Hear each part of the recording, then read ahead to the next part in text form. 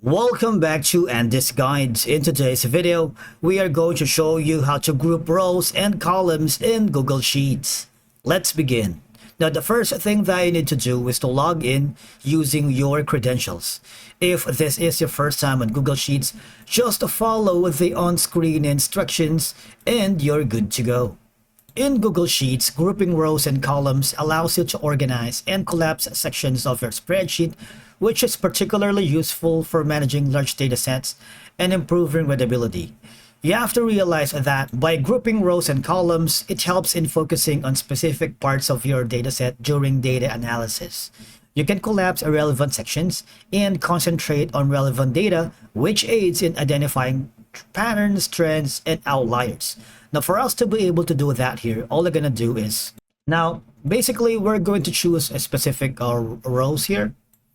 Okay, so after that, selecting it, I want you to right click and go to the view more actions and group rows 5 to 8. You see that one? It has been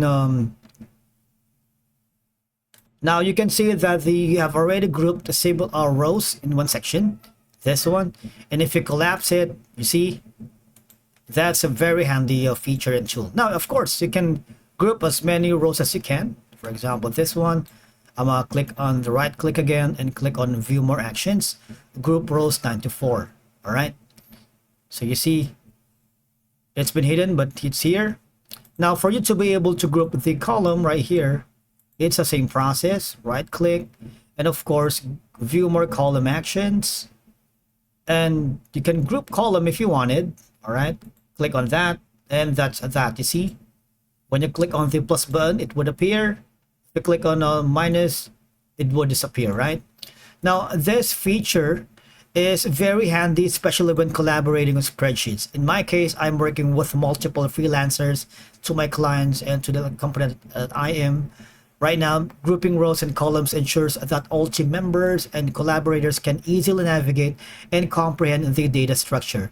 It promotes shared understanding and facilitates collaborative decision making. Of course, it's a versatile tool for organizing and analyzing data effectively. It enhances the data management and tasks by improving the overall clarity and usability of your spreadsheets.